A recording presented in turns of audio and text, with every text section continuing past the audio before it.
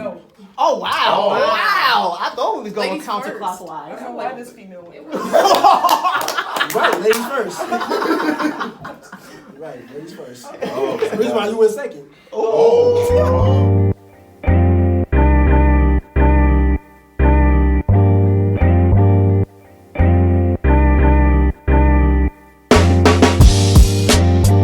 Check it out.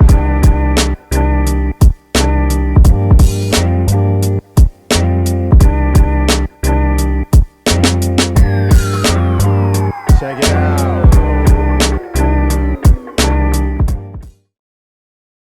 That was my problem. No, it's not a question, it's a task. It's you're drawing where you think you're going to be 5 years. Where you believe where you want to be 5 years. You can get creative, you can draw a rainbow. So this not gonna be on the air though. They ain't gonna see this. Oh, yes, we're going to see the creativity. Everyone's got a chance to look at Really it. a trap. What happened? You got no trap, Tell us no. about that part. Oh, this is the element of surprise. Work on the Hoodie's fly. coming. Yeah. Work on the Don't worry. fly. Wow. They'll be like, Oprah, look at this your seats. You get a crown. You get a crown. You get a crown. Hey, we on the cover. Once again, thank you guys for being here. It really means a lot. And like starting out, we all know how one's upbringing can affect a person's success. We all know that. And to start out, considering where you guys are at now, how would you guys explain your childhood? Like, if you look back at your childhood, how would you explain that? Eric, what would you say? I mean, mine wasn't bad. I was lucky to have both my mom and dad in my life. Mm-hmm. A lot of people don't have that luxury of both parents still being in life, even with them not being together. My mom and dad weren't together with me growing up. They weren't married, but they still made sure they both played a part in my life and played a role in it. So I feel like that helped keep me on the right path. Sometimes people can kind of fall off. They don't have their mom in life and their dad in life, and they kind of just fall off because that's the excuse that they use. But my dad was in my life to show me, to make sure, so that's why I'm doing this. But I didn't have to really worry about that. So just having, like I said, both those factors in there just really help keep me on the right path. I think there's a variation of different perspectives and what type of struggles and pillars that were utilized from the older and the younger generation. Sometimes we think that they're all different. Many times they're similar. But I look at your role models and who you choose to walk with, who you choose to accompany yourself with. Yeah. A lot of a person's success is those who they, the circle that they keep, Mm-hmm. And so when we look at that similarity, there's really minimal differences between the young and the old. If you want to look at a person's future, all you have to do in their present is look at the 4 closest people that they're connected to. Yep. And it would Yes. directly correlate to where they're going in the future. So before you identify with a person's destiny and what they share, you look at present moment, who are they tied to? Mm-hmm. Those are the people that would be feeding into their life. And so a lot of their aspirations will be a lot tied to what type of transactions are happening. So that's my definition of success. Okay. Just being happy with the circumstances that you're in. Doesn't matter if it's good or bad. If you're grateful for what you have in the moment, and sometimes a person's experience can affect that as a whole. Growing up, at first I did have a full family household, but as time went on, my parents got separated, and it happened when I was in high school. So that was a big transition for me. I pretty much became like the man of the house. I won't say at a very, very young age, but I was still relatively young. I was a freshman in high school, and I had become a man, and my mom and my sister really helped me in terms of my process with that. And thanks to them, I was able to have the mindset where if you just love yourself and if you love what you're doing, that's success. A lot of people see success as money, money, money, fame, fame, fame, having everybody liking you. Not necessarily. And I noticed as soon as I stopped caring in terms of having many people liking me and only worry about those who are in my corners, my mom, my sister, my brothers, like that is fulfilling for me. If you're another person, you like me, cool, let's talk. If you don't, cool, see ya.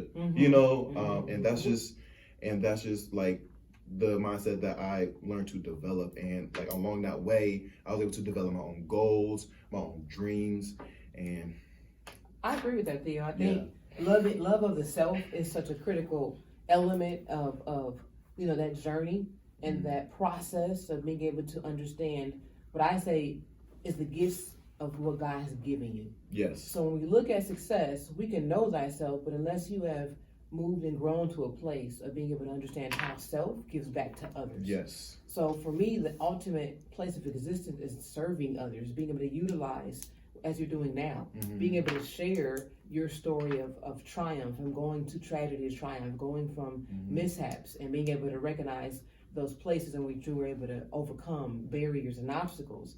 So if you learn yourself, if you identify with who you are, but you never pass on that knowledge, you never are able to share what you have gone through. If you keep it locked up and you are never able to understand how you were shaped and how your life experiences were made for you to be able to help somebody else come up, then you're still in a place of a loner island. So it's meant for you to connect your island with other people's islands. It becomes that bridge, right, of knowledge and being able to have that helping hand. So I definitely agree with you that a success is based upon the person's understanding of who they are and then merging from who I am and how do I help other people understand who they are. Yeah. And you hit it right. You hit it right on the nail on that. And to kind of piggyback off of that, how about this?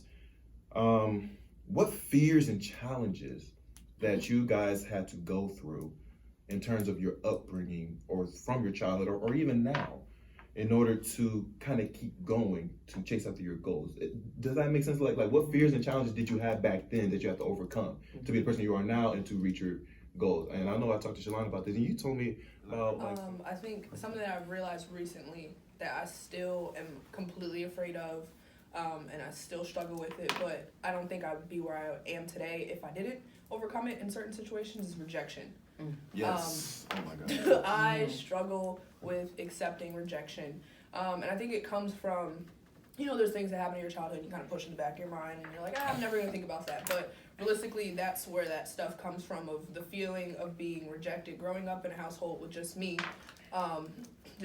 basically, and my babysitter. My parents were always at work, or when they were home, I didn't really have the most affectionate family, so I was the quiet kid who would go to their room and read encyclopedias or draw in a book or research animals or do little weird things that people refer to as weird. And I thought it was normal.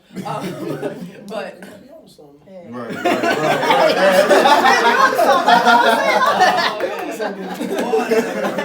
I turned out kind of normal. Kind of normal. But yeah, I think that, Cut that out. We don't need that one filmed. But yeah, so I think that it came from that part of my childhood of just a lot of feeling of rejection, not so much that I knew what rejection was at that moment, but once I started to get old enough to realize it, and when I was in, say maybe like a sophomore in high school, rejection in my head was, if a boy likes me and I like that boy and I, shoot my shot and he rejects me, that's rejection. Yeah. That's what I thought rejection Same for was. guys. Well, yeah. I didn't think rejection went any further than, you wanting to be accepted by your friend groups and not realizing we're friends, we sit at the same table, but I'm not truly accepted. Yes. And then it became bigger when it came to applying for colleges. And, you think, I'm a perfect student or I'm a perfect athlete, why do you not want me? And then I had to realize, there's a lot more. There's a lot more to rejection than just the verbal communication of no. Yeah.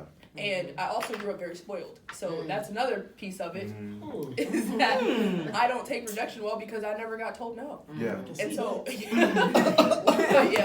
once I started getting told no, it got to the point, and that was when I was here in college as a freshman, I had to learn that I have to say yes to myself.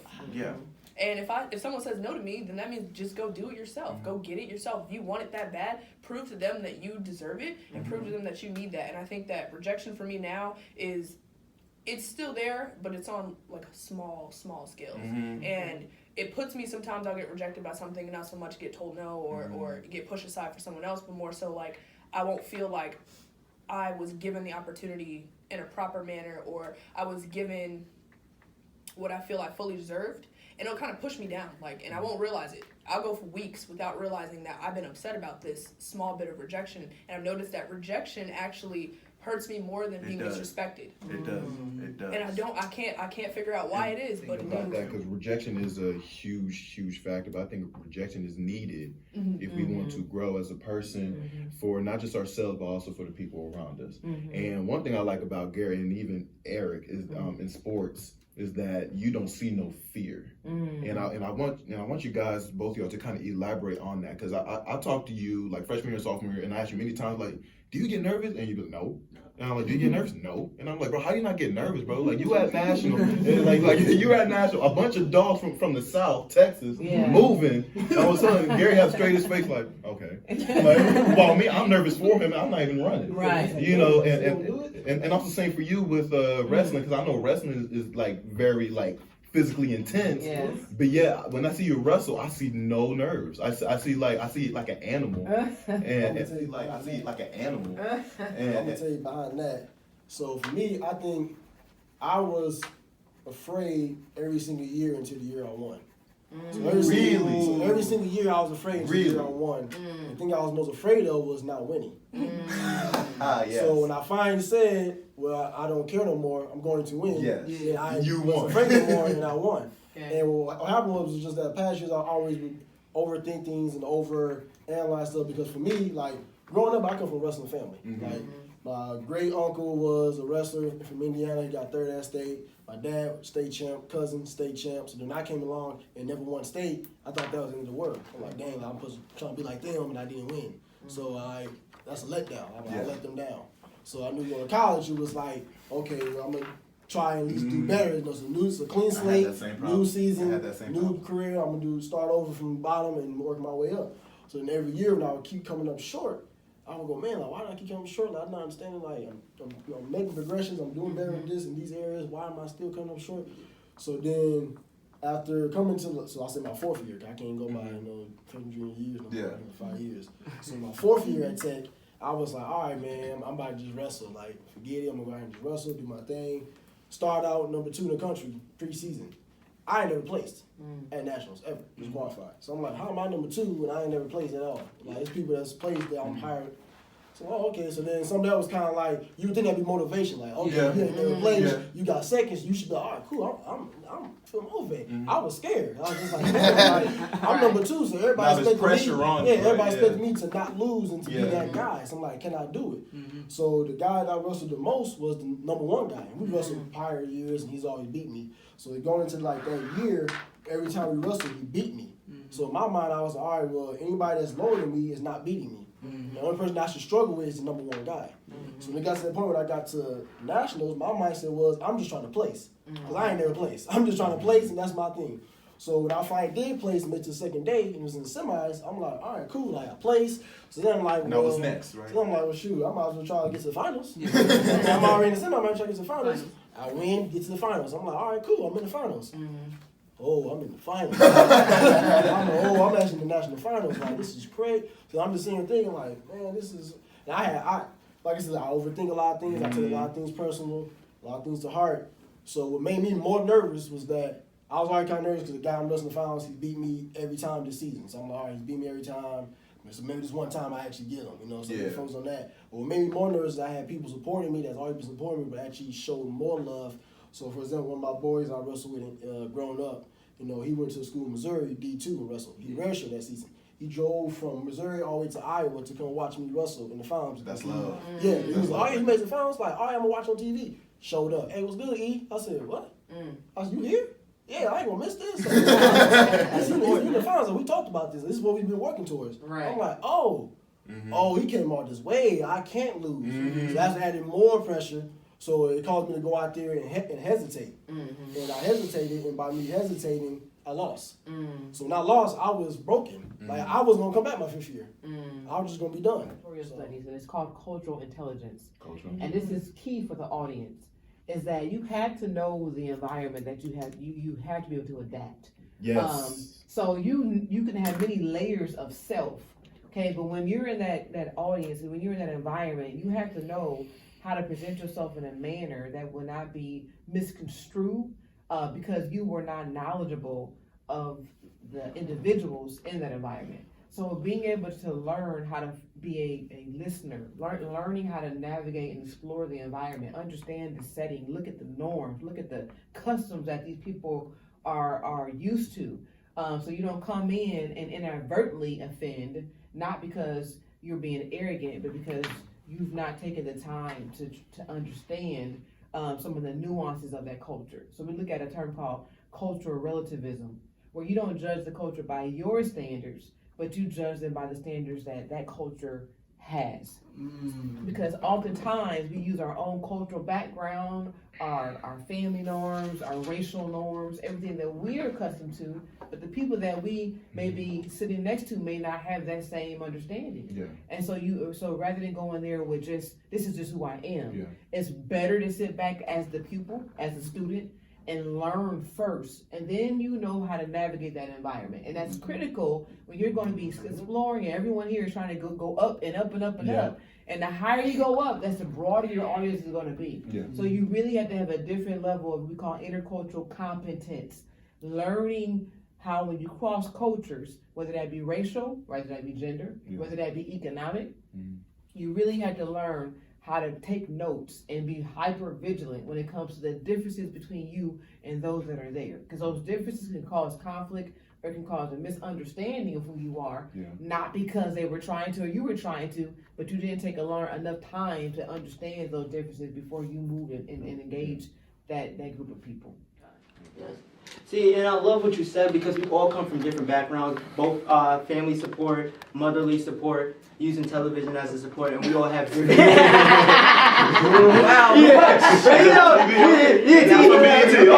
Encyclopedias and stuff like that. That's not what I meant, but okay. I ain't even know with that.